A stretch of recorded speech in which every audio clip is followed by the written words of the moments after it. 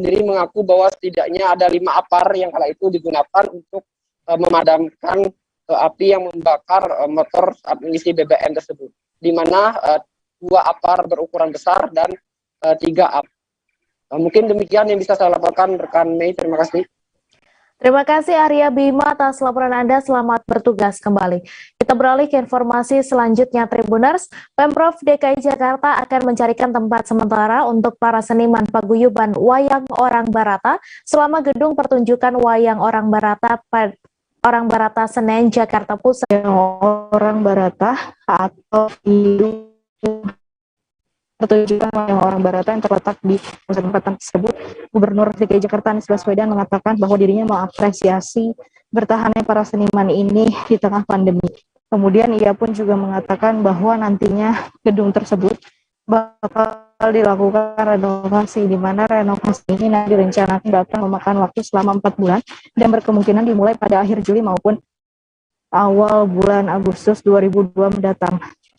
Kemudian, adapun dana yang memang digelontorkan dari APBD 2022 ini yakni sebesar 7 miliar. Menurut Iwan sendiri, dana tersebut memang sudah digelontorkan dari APBD 2022, namun belum termasuk dengan kostum-kostum senilai 500 juta yang nantinya bakal diberikan kepada para seniman. Kemudian, selama masa renovasi berlangsung, nantinya para seniman bisa direlokasikan untuk tetap berkarya di tim maupun tempat lainnya sesuai dengan kesepakatan bersama dengan para seniman lainnya. Seperti itu, Mei. Baik, terima kasih Farah atas laporan Anda. Dan Tribuners, wartawan kami juga telah menghimpun wawancara dengan Gubernur DKI Jakarta serta Kadis Kebudayaan DKI Jakarta. Berikut tayangannya untuk Anda.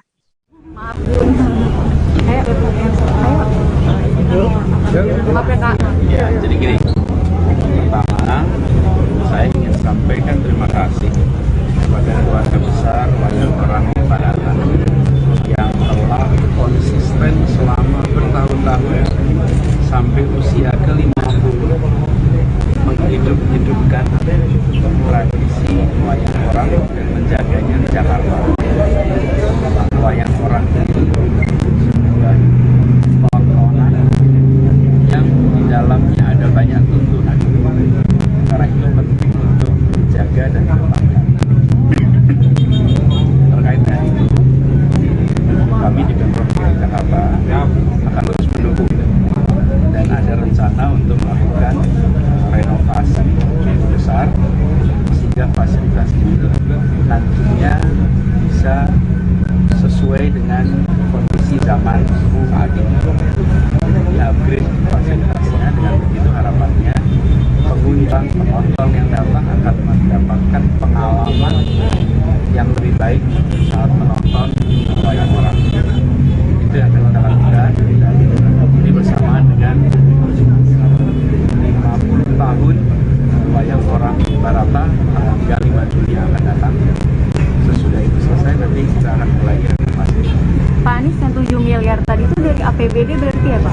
Ya, nanti akan dijelaskan lebih detail oleh Pak Kepala Dinas. Saya undang besar Pak Yudi untuk menyampaikan segala macam. Terima kasih banyak atas kehadirannya Bapak Anies Baswedan yang ke Sorawut gedung paguyuban dan ingin merenovasi gedung wayang orang Barata untuk menjadi lebih baik. Hanya itu yang bisa saya ungkapkan, karena kalau tidak ada campur tangan dari Pak Anies Baswedan, mungkin gedung ini akan seperti ini terus. Jadi itu aja Pak yang Kolong sumber air baku PDAM Belitung yang berlokasi di Dusun Air Serkuk, Desa Air Saga, terus diincar para penambang TI suntik ilegal. Terbukti dari hasil pantauan Direktur PDA Belitung Badia Parulian masih mendapati aktivitas tambang pada Kamis 9 Juni dini hari. Untuk informasi selengkapnya akan disampaikan langsung oleh wartawan Pos Belitung, Dede Suhender, yang kini sudah terhubung bersama kami. Silahkan Dede. Ya, baik Mei, bisa kami sampaikan bahwa Direktur PDAM Kabupaten Belitung, Badia Parulian, kembali mendapati aktivitas tambang ilegal di kolong sumber air baku PDAM yang beralamat di Dusun Air Serku, Desa Air Saga, Kecamatan Tanjung Pandan, Kabupaten Belitung pada hari Kamis kemarin. Pada kegiatan kali ini, Direktur PDAM sendiri kembali mendapati 2 unit mesin milik para penambang yang kembali menambang pada hari Kamis dini hari lalu sekitar pukul 2 dini hari. Kegiatan ini menindaklanjuti keluhan masyarakat yang mengeluhkan bahwa air yang didistribusikan oleh PDAM kembali keruh, bahkan sudah kecoklat-coklatan. Ternyata setelah diselidiki, kolong air baku ini kembali ditambang oleh lokasi kolong sumber air baku.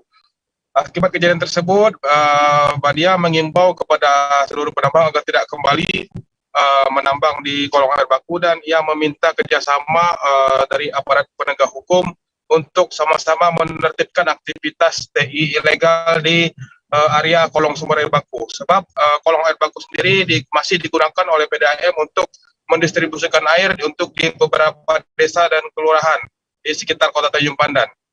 Demikian, Mei. Baik, terima kasih Dede atas laporan Anda. Selamat bertugas kembali. Kita beralih ke informasi selanjutnya, Tribuners.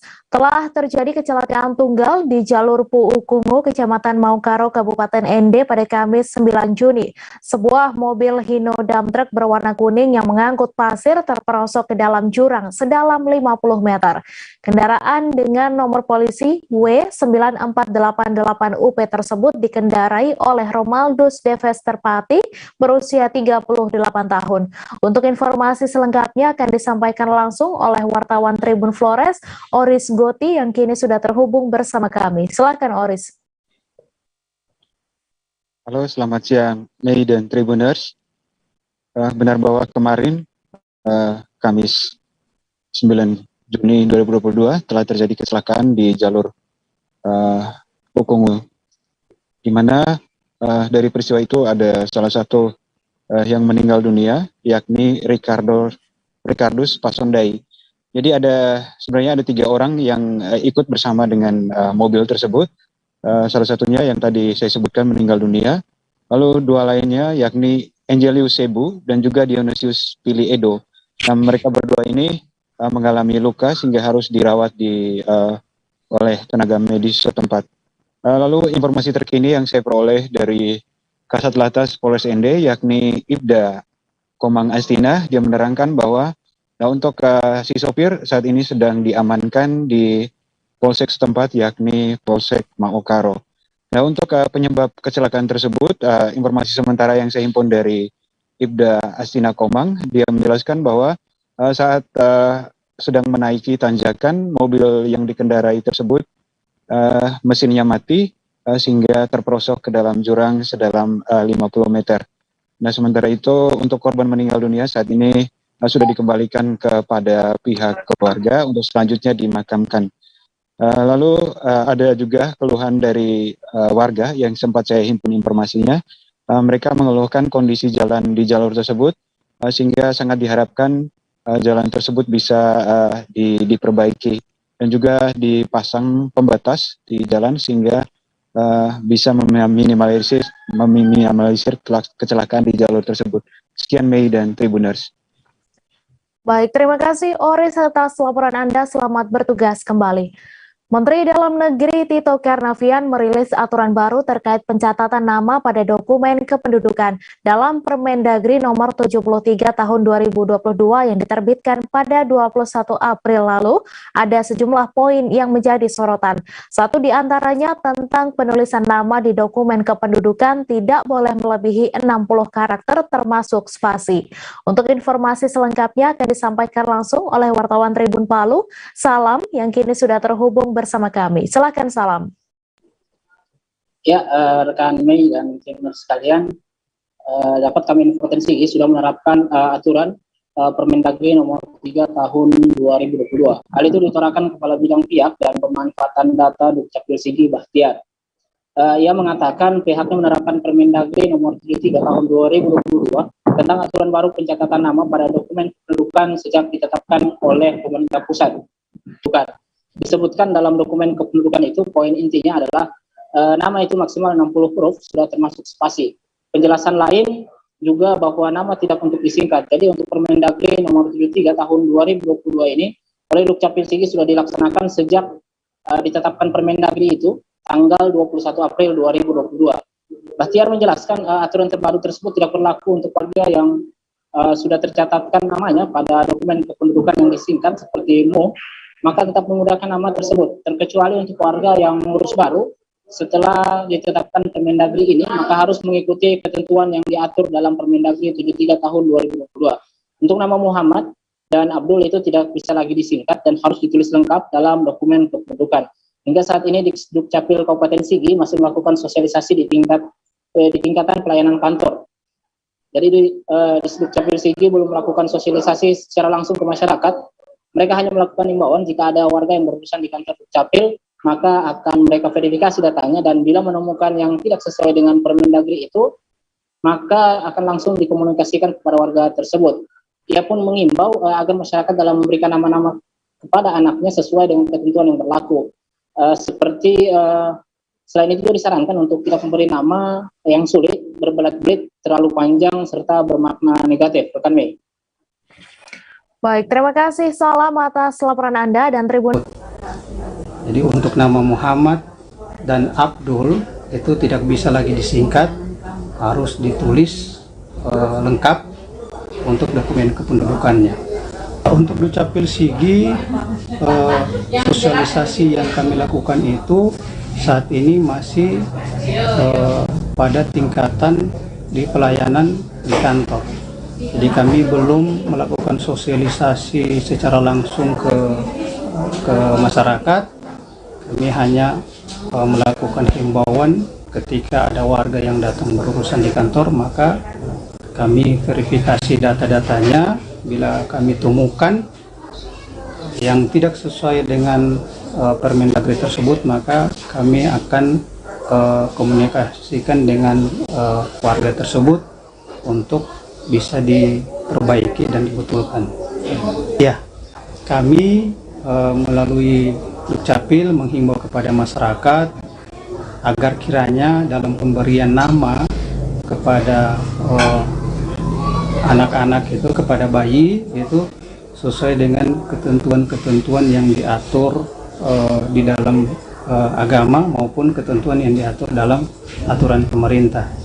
Dan kami sarankan jangan nama yang sulit, berbelit-belit dan terlalu panjang, kemudian bermakna negatif, untuk dihindari pemberian nama-nama seperti itu. Wali Kota Medan Bobi Nasution menegur Kepala Dinas Kebersihan dan Pertamanan Syarifuddin Irsan Dongoran pada Kamis 9 Juni.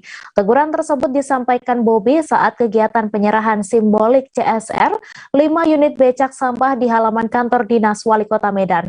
Teguran tersebut dilayangkan Wali Kota Medan karena banyaknya becak sampah yang terparkir di halaman kantor kecamatan yang ada di Kota Medan. Untuk informasi selengkapnya akan disampaikan langsung oleh wartawan Tribun Medan, Anissa, yang kini sudah terhubung bersama kami. Silakan Anissa. Baik, selamat siang Mei dan Tribuners, bahwa kami laporkan sejauh ini Wali Kota Medan terus melakukan peneguran terhadap Kadis Kebersihan sebab banyaknya becak sampah yang terparkir di halaman Kecamatan Kota Medan, di mana sebenarnya seharusnya becak sampah itu difungsikan sebagai untuk mengangkut sampah, malah terparkir di halaman beberapa kecamatan di Kota Medan. Hal itu membuat Wali Kota Medan berang terhadap Kadis Kebersihan sebab banyaknya yang memberikan bantuan terhadap becak sampah ini namun tidak dipergunakan dengan baik. Namun dari tanggapan Dinas Kebersihan sendiri bahwa sejauh ini pihaknya akan terus melakukan upaya untuk pemeriksaan lebih lanjut terkait adanya pemarkiran becak sampah yang ada di kecamatan ini. Sekian Mei, kembali ke Baik. Terima kasih Anissa dari Tribun Medan atas laporan Anda, dan Tribuners, wartawan kami juga telah menghimpun wawancara dengan Bobi Nasution. Berikut tayangan untuk Anda.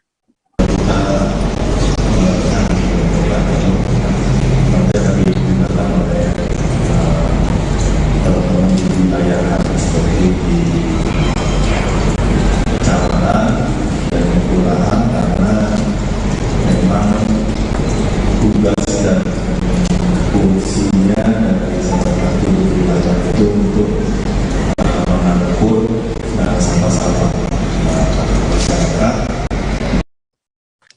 Sebanyak 11 rumah di beberapa desa di Kecamatan Lawe Sumur, Kabupaten Aceh Tenggara rusak diterjang angin puting beliung pada Kamis 9 Juni.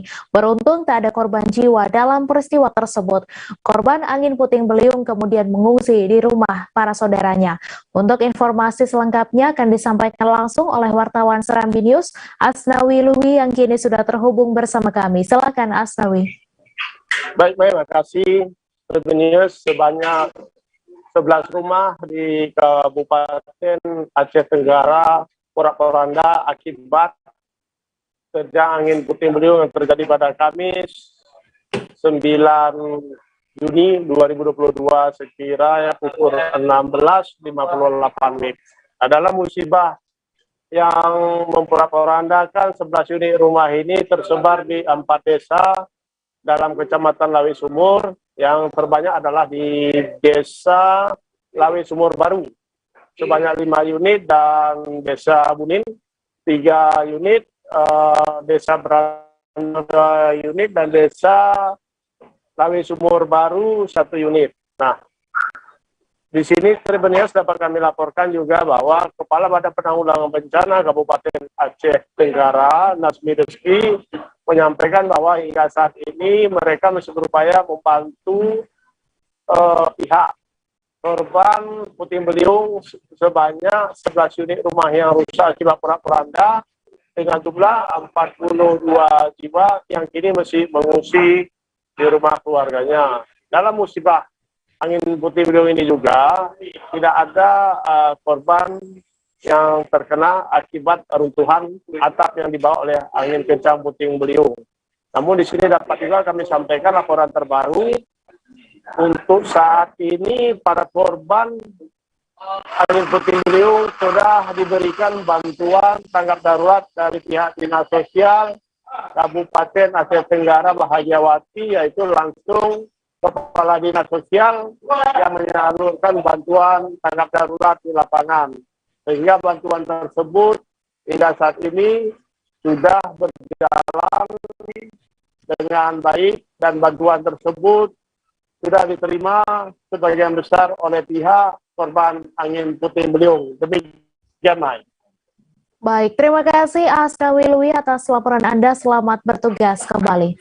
Dua buah rumah di Jalan Sultan Sulaiman, Kecamatan Sambutan, Kota Samarinda, ambles akibat pergerakan tanah pada Kamis 9 Juni kemarin. Rifai, salah satu pemilik rumah, menceritakan bahwa saat kejadian dirinya mendengar suara nyaring seperti patahan dan retakan kaca dari luar rumah. Para korban sendiri masih sempat menyelamatkan sedikit barang dan surat berharga untuk sementara mengungsi ke rumah keluarga masing-masing. Untuk informasi selengkapnya akan disampaikan langsung oleh wartawan Tribun Kaltim, Rita Lavenia yang kini sudah terhubung bersama kami. Silakan Rita.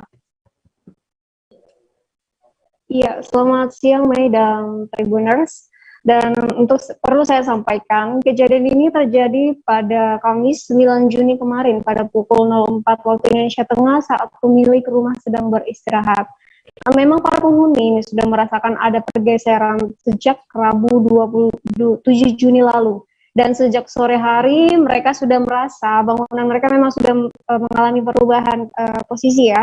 Dan sejak malam mereka akhirnya terpaksa tidak istirahat dengan tenang untuk mengantisipasi jika terjadi pergerakan tanah lebih lanjut. Banyak yang meyakini musibah ini merupakan dampak dari tektonik dengan kekuatan magnitudo 5,8 yang terjadi di Selat Makassar dan menuju Sulawesi Barat, Mei dan Tribuners ya. Dan saat ini Badan Penanggulangan Bencana Daerah Kota Samarinda sudah berkoordinasi dengan PUPR Provinsi Kalimantan Timur dan Dishub untuk penanganannya. Dan memang Ucap Suwarso selaku Kepala BPBD Samarinda mengatakan bahwa jalan tersebut masuk kawasan rawan longsor dengan kapasitas 8 ton. Namun kan memang sehari-harinya kelebihan kapasitas dan pergeseran tanah diperparah dengan adanya endapan air di sepanjang jalur yang berada di tepi jurang tersebut. Dan untuk mengurangi beban jalan, saat ini arus lalu lintas di jalur Jalan Sultan Sulaiman, Pelita 4, Kecamatan Sambutan tersebut dialihkan sementara waktu. Dan sementara untuk para penghuni telah mengungsi ke tempat yang lebih aman. Demikian Mei dan Tribuners. Baik, terima kasih Rita atas laporan Anda. Selamat bertugas kembali. Kendalikan penjualan hingga pencucian sabu dari penjara, napi lapas Tanjung Gusta bernama Erwin divonis 17 tahun penjara di Pengadilan Negeri Medan pada Kamis 9 Juni. Tak hanya seorang diri, rekannya yaitu Sofyan alias Apayan, yang juga napi lapas Tanjung Gusta Medan juga dihukum pidana penjara selama 16 tahun dan denda 2 miliar rupiah. Ia diketahui bertugas mengajari terdakwa Sutrisno untuk mencuci sabu. Untuk informasi selengkapnya akan disampaikan langsung oleh wartawan Tribun Medan, Gita, yang kini sudah terhubung bersama kami. Silakan Gita. Ya, Mei dan Tribuners dapat diinformasikan bahwa Majelis Hakim Pengadilan Negeri Medan baru saja menjatuhkan vonis pidana penjara belasan tahun terhadap 2 terdakwa yang merupakan narapidana lapas Tanjung Gusta Medan. Adapun kedua narapidana tersebut bernama Erwin alias Ewin dan Sofyan alias Apayan, yang mana terdakwa Erwin sendiri divonis dengan pidana penjara selama 17 tahun, denda 1 miliar, subsidiar 2 bulan penjara. Sementara itu terdakwa Sofyan sendiri yang dalam perkara ini didakwa jaksa bertugas sebagai mengajari terdakwa lainnya mencuci sabu, divonis dengan pidana penjara selama 16 tahun, denda 2 miliar dan subsidiar 3 bulan penjara. Sementara itu terdakwa lainnya yang merupakan warga sipil yang bertugas sebagai perantara maupun pencuci sabu sendiri bernama Sutrisno Lase alias Sutris, divonis dengan pidana penjara lebih ringan, yakni 13 tahun penjara, denda 1 miliar, subsidiar 3 bulan penjara. Majelis Hakim dalam amar putusannya menyatakan adapun hal yang memberatkan, perbuatan para terdakwa tidak mendukung program pemerintah dalam memberantas tindak pidana narkotika. Sementara hal yang meringankan, para terdakwa mengakui dan menyesali perbuatannya di persidangan. Majelis Hakim menuturkan bahwa perbuatan ketiga terdakwa telah memenuhi unsur bersalah sebagaimana diatur dan diancam dalam pasal 14 ayat 2 Undang-Undang tentang Narkotika. Namun, putusan tersebut diketahui lebih rendah dari tuntutan Jaksa Penuntut Umum Rambo Loli Sinurat dari Kejaksaan Negeri Medan, sehingga jaksa pun atas putusan tersebut masih menyatakan pikir-pikir selama 7 hari apakah nantinya akan melakukan banding ataupun terima terkait putusan tersebut. Bisa diinformasikan bahwa perkara ini terkuak saat Sutrisno alias Sutris ditangkap oleh petugas BNN karena kedapatan memiliki 3 paket sabu. Saat diinterogasi kemudian Sutris mengaku bahwa sabu tersebut bukan miliknya, melainkan milik si Erwin sendiri yang saat itu mendekam di lapas Tanjung Gusta Medan. Sutris sendiri mengaku bahwa sabu tersebut disuruh Erwin untuk diantarkan kepada seseorang. Saat tim BNN kemudian menggeledah rumah Sutris, ditemukan sejumlah alat-alat untuk mencuci sabu. Selain itu juga ditemukan barang bukti berupa sabu kurang lebih sebanyak setengah kilogram. Atas temuan tersebut kemudian pihak BNN kemudian menginterogasi lebih lanjut terdakwa Sutris hingga ia mengaku bahwa selama ini ia diajari oleh terdakwa Sofyan yang merupakan napi Tanjung Gusta Medan untuk menyuci sabu, yang mana para terdakwa ini selama ini berkomunikasi melalui video call dari lapas Tanjung Gusta. Atas laporan atas informasi tersebut, kemudian pihak BNN langsung bergerak ke lapas Tanjung Gusta Medan untuk kemudian menangkap terdakwa Erwin dan terdakwa Sofyan untuk diinterogasi lebih lanjut. Demikian, Mei. Baik, terima kasih Gita dari Tribun Medan atas laporan Anda. Selamat bertugas kembali. Gubernur Provinsi Jambi Al Haris resmi membuka apel siaga Karhutla Provinsi Jambi tahun 2022. Dalam penyampaiannya, Haris menyebut saat ini sebanyak 62 hektar lahan terbakar dan terdapat 759 titik hotspot terpantau di Jambi sepanjang Januari 2022 hingga Juni 2022. Haris menilai banyaknya titik hotspot saat ini berpotensi besar menimbulkan karhutlah. Untuk informasi selengkapnya akan disampaikan langsung oleh wartawan Tribun Jambi, Aryo Tondang, yang sudah terhubung bersama kami. Silakan Aryo. Baik, terima kasih Mei. Kami informasikan seperti di awal, memang tepat pada hari ini Gubernur Jambi resmi membuka status atau apel siaga Karhutla Provinsi Jambi tahun 2022. Di mana seperti disebutkan Mei, pada pagi tadi ada ratusan personel TNI Polri, Manggala Agni, Basarnas, BNPB, dan BPBD mengikuti apel siaga ini. di mana setidaknya dari keterangan Gubernur Jambi serta Kepala BPBD Jambi ada lebih dari 3 kawasan atau 3 kabupaten yang menjadi titik rawan terjadinya karhutlah, ancaman karhutlah pada tahun 2022 ini. Nah, di mana adalah salah satunya adalah Merangin, Kabupaten Merangin, Tanjung Jabung Timur, Tanjung Jabung Barat, serta wilayah yang cakupan wilayah lahannya cukup luas. Nah, pada potensi kali ini memang sebanyak 100 atau 700 lebih titik hotspot terpantau dan ada 62 hektar yang sudah terbakar, sehingga mitigasi awal dilakukan dengan apel. Kemudian dari BPBD sendiri, yaitu Kepala BPBD Provinsi Jambi, Bahyuni, mengatakan dia akan mengajukan atau menghadap kepada Gubernur Jambi untuk meminta bantuan 5 unit helikopter waterbombing dan 1 unit helikopter patroli. Nah, ini merupakan upaya dari satuannya untuk memantau betul agar Jambi terbebas daripada keancaman kebakaran pada tahun 2022. Nah, ini berkaca juga setiap kali memasuki apel ini, petugas atau juga pemerintah provinsi selalu berkaca pada kejadian-kejadian sebelumnya, terutama pada 2019 lalu yang dimana Jambi cukup parah, sehingga mitigasi awal dilakukan dengan proses apel siaga, dan saat itu pada pagi tadi dilaksanakan diambil alih oleh pihak TNI di Korem 042 Garuda Putih. Nah, ini akan disebar di titik-titik peralatan yang sudah dibawa pada saat apel akan langsung disebar ke titik-titik yang menjadi rawan ancaman karhutlah. Mungkin begitu, Mei.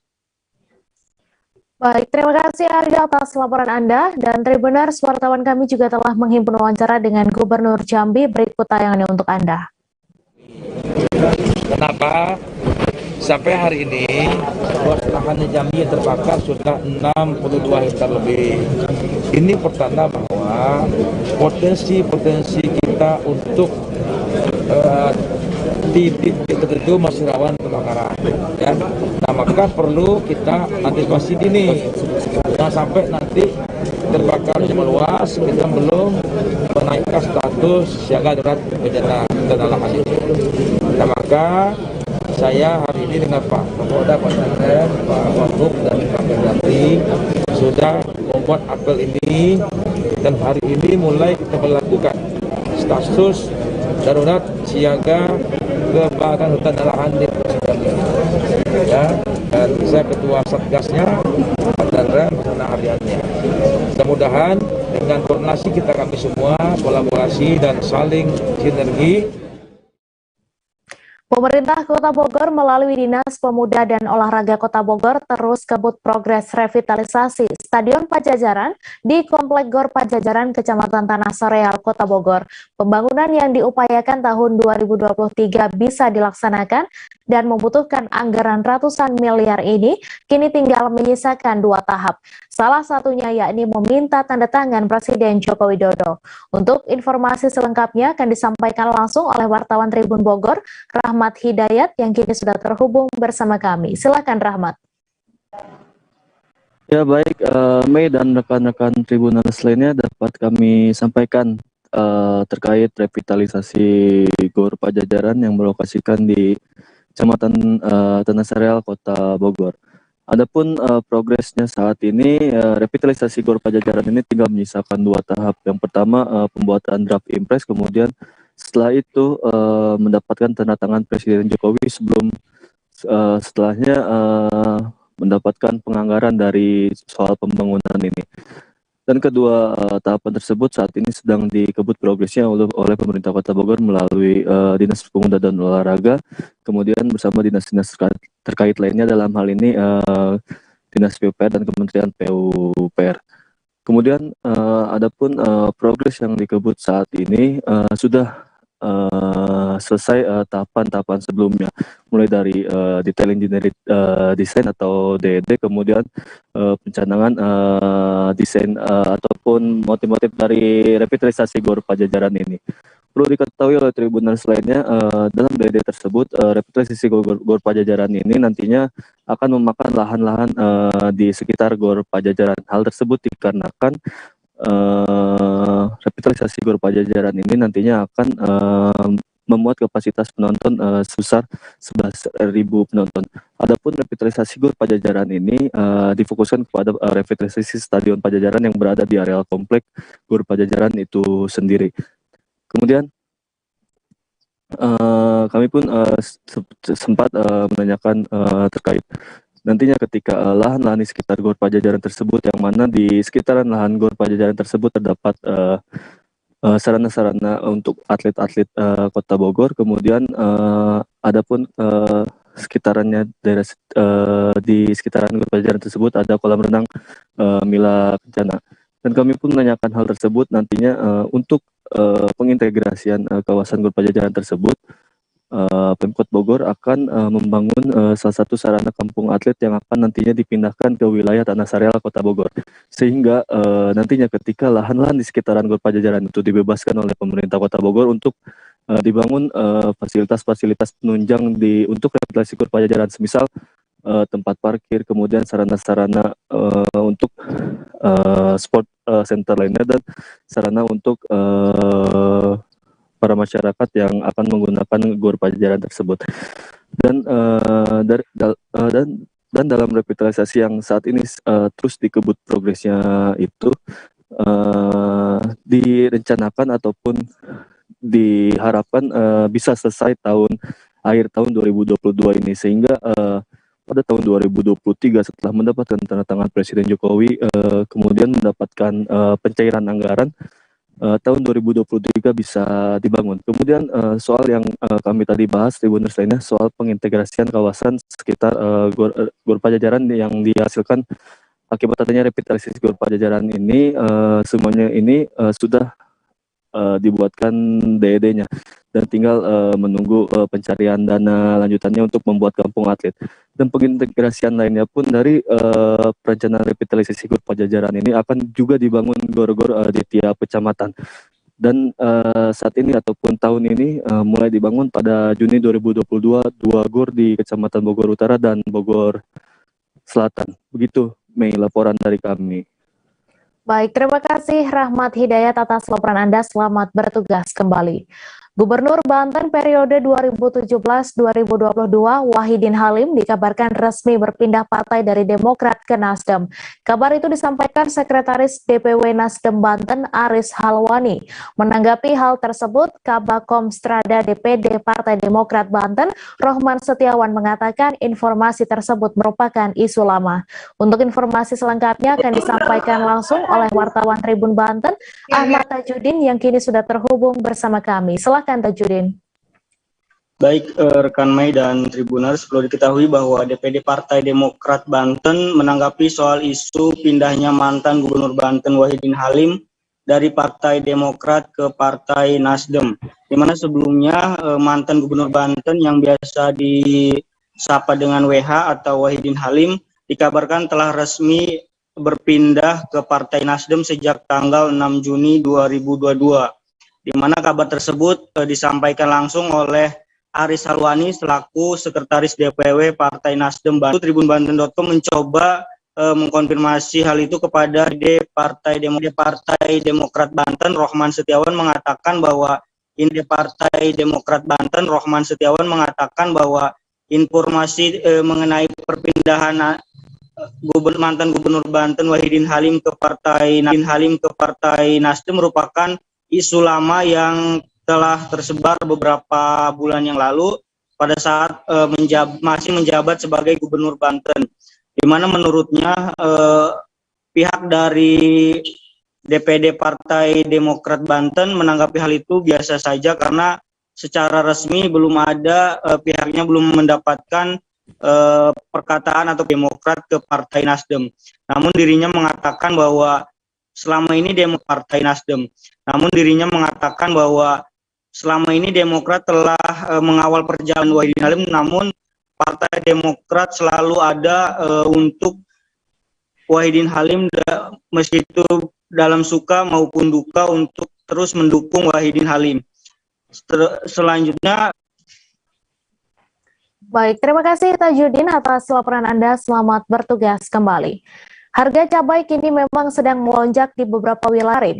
Ica Dayo, salah satu pedagang bahan pokok di Pasar Air Madidi, mengatakan harga cabai yang semula Rp35.000 per kilogram. Wartawan Tribun Manado, Fistel Mukuan yang kini sudah terhubung bersama kami. Silakan Fistel.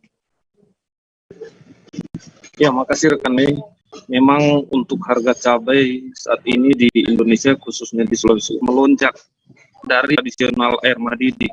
Sebelumnya tomat dengan harga 15.000 per kilo, kemudian naik menjadi 20, dan saat ini harganya 25.000 per kilo. Nah, kemudian untuk bawang merah dari sebelumnya 40, kemudian naik menjadi 45, dan saat ini sudah 50.000 per kilo. Nah, jadi ada 3 itu mencapai 85 per kilo. Nah, untuk harga sayur-sayuran selain cabai, tomat, dan bawang merah ini masih normal menurut Ica. Namun meskipun harga cabai melonjak, bagi Ica tidak menjadi masalah bagi masyarakat sendiri, dikenal dengan orang-orang yang memang penikmat makanan yang dibeli oleh masyarakat Kota Manado, khususnya di Air Madidi. Demikian rekan Ica. Pekan Raya Jakarta tahun 2022 di G-Expo Kemayoran Jakarta Pusat pada Kamis kemarin. Terlihat Anies bersama para pejabat yang hadir menekan tombol sirine menandakan peresmian Jakarta Fair 2022. Selain itu juga terdapat pesta kembang api di G-Expo, di mana membuat antusias pengunjung semakin ramai di hari pertama acara ini digelar. Untuk informasi selengkapnya akan disampaikan langsung oleh Fair 2022, Gubernur Anies Baswedan itu meresmikan acara Jakarta Fair 2022 di Kemayoran. Itu acara ini berjalan dari 9 Juni sampai 17 Juli 2022. Acara ini diresmikan selama 39 hari ke depan. Acara tersebut memamerkan beberapa perusahaan entah dari makanan, minuman, hingga elektronik dan kendaraan. Lalu juga dihadirkan dari beberapa band papan atas dari Slang, The Rain, dan banyak lagi juga band papan atas tersebut. Lalu di peresmian tersebut dimeriahkan dengan pesta kembang api, yaitu sekitar pukul 21.00. Pengunjung yang sudah bisa menghadiri di acara tersebut. Itu saja laporan dari saya peresmian di Jakarta Fair 2022. Baik, terima kasih Alfian atas laporan Anda. Selamat bertugas kembali. Kendaraan pengangkut bahan bakar minyak jenis solar terjungkir menghantam pagar rumah warga di Desa Gerijih, Kecamatan Tobo Ali, Kabupaten Bangka Selatan. Kejadian terjadi pada Kamis 9 Juni sekira pukul 2:30 waktu Indonesia, membawa BBM jenis solar beriringan dengan 5 kendaraan lainnya. Untuk informasi selengkapnya akan disampaikan langsung oleh wartawan Bangka Pos, Adi Saputra yang kini sudah terhubung bersama kami. Silahkan Adi.